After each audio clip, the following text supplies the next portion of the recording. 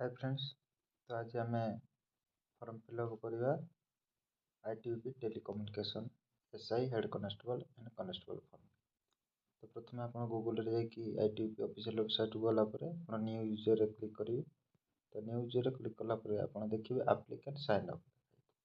Applicant sign up first name middle name and last name देखिए। तो आपणकर first name type करदे, middle name type करदे और लास्ट नेम टाइप करदे। देखो जदि जनकर नाम अच्छी राहुल कुमार पात्र, तो आप फास्ट नेम रे देवे राहुल, मिडिल नेम रे देवे कुमार और लास्ट नेम रे पात्र।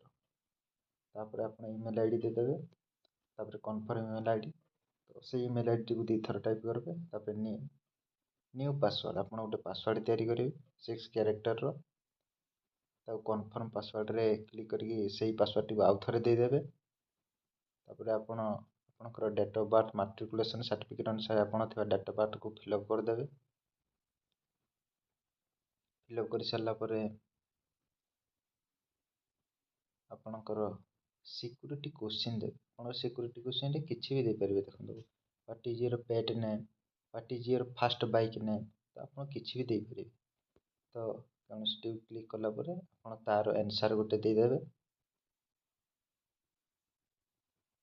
तलू स्क्रॉल करके आप कैप्चा को ठीक भाव में भरिकी सबमिट बटन पर आप क्लिक कर सबमिट कलापर आपणकर रजिस्ट्रेशन सक्सेसफुली हो। आपणकर ईमेल आईडी रे गोटे मेसेज जाइए।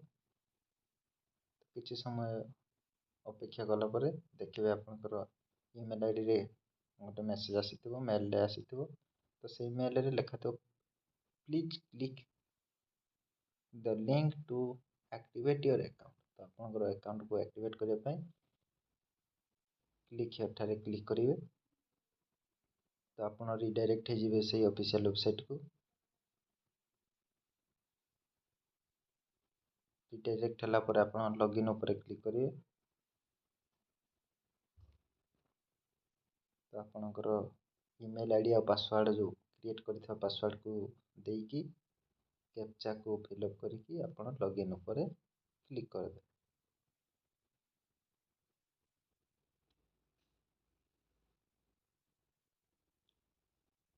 तापर आपणकर लॉगिन होला देखिए आपणकर लाइव एप्लिकेशन। तो एप्लिकेशन आपणकर वर्तमान लिंक एक्टिवेट हो ना।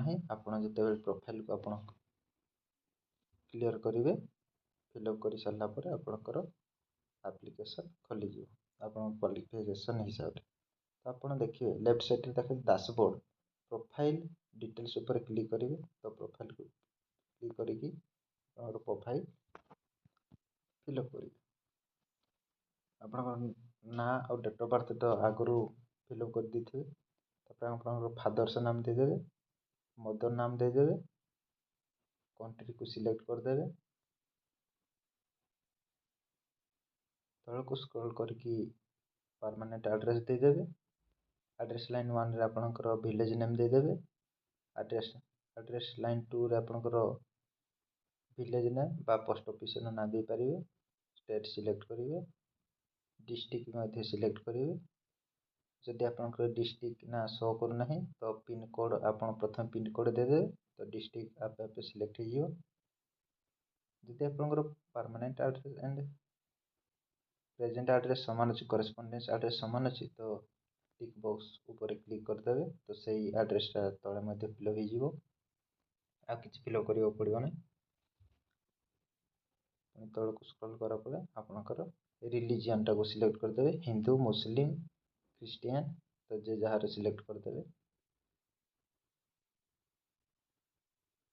नेशनलिटी को सिलेक्ट करेंगे। इंटरेस्टेड इन स्पोर्ट्स जब आप स्पोर्ट्स इंटरेस्ट अच्छे यूज करेंगे, ना न करदे। तापर आप आसला क्वालिफिकेशन। देखो आप क्वालिफिकेशन अनुसार आपणकर पोस्ट दे पारे। जदि आप 10th क्वालिफिकेशन देले तो से कनेस्टेबल को केवल अप्लाई करेंगे। +2 PCM जदि देवे हेड कनेस्टेबल करेंगे। तो आप देखो आप प्रथम 10th पास सिलेक्ट करदेवे आप इंस्टीट्यूट नाम देदेवे परसेंटेज हिसाब से केते परसेंटेज पाइछथि ताको देदेवे तापर अदर ऐड करबा पई प्लस ऊपर क्लिक करेंगे जो प्लस बटन अच्छी सेठी क्लिक करेंगे ता गोटे बॉक्स खोली जीवो सेठी आपनकर हाईएस्ट क्वालिफिकेशन पुणी दे पारे देखंतु एठी पुणी सिलेक्ट करेंगे 12 पीसीएम 12 विथ पीसीएम अच्छी सेठा गोटे अच्छी तो आग ऊपर को पुणी देखिए स्क्रॉल करेंगे तलू देखो आ गोटे बाहर जी जार डिप्लोमा आईटीआई अच्छी से क्लिक करेंगे देखो 10th with to your ITI certificate in electronics सेटा गोटे ऊपर कहे 10+2 पास विथ पीसीएम हेवी 45 एग्रीगेट ये क्लियर क्लिक करदे तापर आप जेंडर क्लिक करदे मैरिटल स्टेटस देदेवे जदि मैरिड क्लिक करेंगे ना अनमैरिड क्लिक करेंगे तापर आप कैटेगरी सिलेक्ट करेंगे unreserved SC ST OBC EWS तो क्लिक कर सारा पर तलक स्क्रॉल करेंगे आपनकर कौन चाकरी करुँच गवर्नमेंट जॉब करुँच ना कौन करुँचा क्लिक करेंगे जहाँ जी किसी करना से अनएम्प्लॉयमेंट जी स्टूडेंट अच्छे से अनएम्प्लॉयमेंट क्लिक करेंगे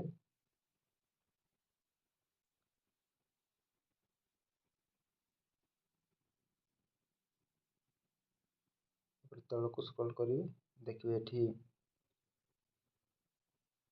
आम ओडिशा पिला तो लास्ट क्लिक करेंगे not attracted by any of the above 3 माने ऊपर थिबा तीनोटी जाकरू कौन सी आम अफेक्टेड ना कहीकि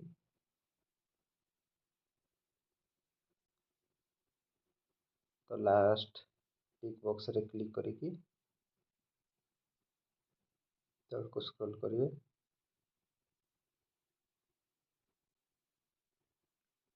देखो ये अच्छी are you undergoing to internship आप इंटर्नशिप किसी करुँच कि इंटर्नशिप मतलब किसी प्राइवेट सेक्टर काम करुँच कि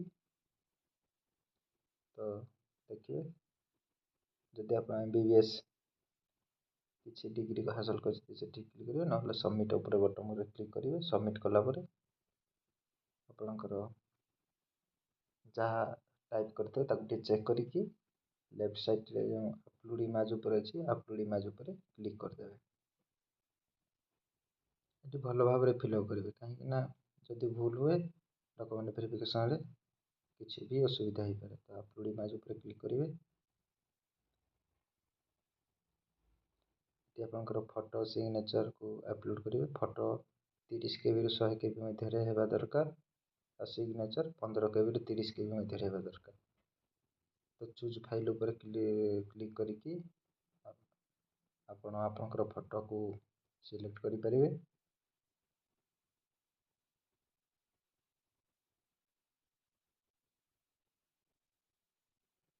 मुझे फोटो सिग्नेचर को अपलोड कर दूची तो टिक बॉक्स ऊपर क्लियर करके सबमिट करेंगे तो अपलोड हो सारा पुणी लेफ्ट साइड को जाकि एप्लाई ऊपर आप क्लिक करेंगे तो एप्लाई ऊपर क्लिक कर सारा आपण मैंने देखिए जो एक्शन अच्छी राइट साइड रे सब एक्शन अच्छी से ब्लू देखा आप क्वालिफिकेशन अनुसार से एप्लाई ऑप्शन दब तो ये एप्लाई ऊपर क्लिक करेंगे अप्लाई कर सारे तौक स्क्रॉल करेंगे आई एग्री ऊपर क्लिक करेंगे नेक्स्ट ऊपर क्लिक कला देखिए आपंकर डिटेल्स सब पलि आसो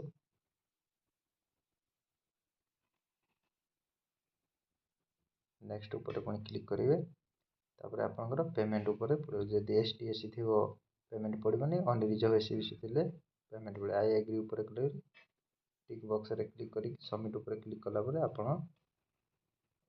पेमेंट पेज पाखक चली आसिए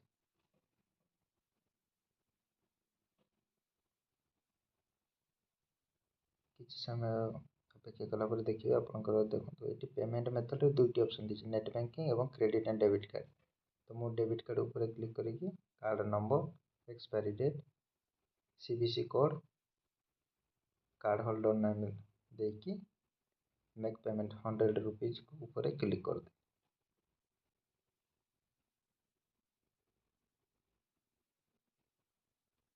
तापर ओटीपी आसिक ओटीपी देदेवे, कन्फर्म टी ऊपर क्लिक करदे।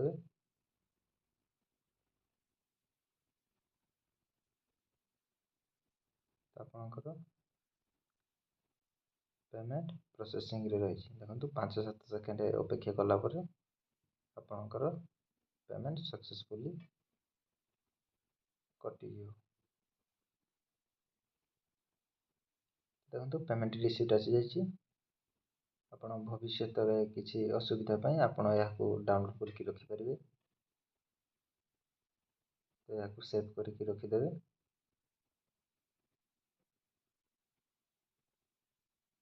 सेव कलापर आपण एप्लाई उपर क्लिक करिकी आपण एप्लाई करथिबा एप्लिकेशन को आपण डाउनलोड करके सेव करके रखिपारे।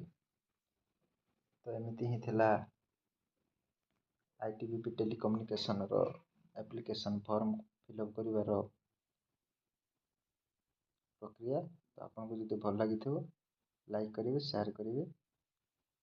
एमती नुआ नुआ वीडियो देखा, एप्लाई वीडियो देखा आप सब्सक्राइब करेंगे। धन्यवाद फ्रेंड्स।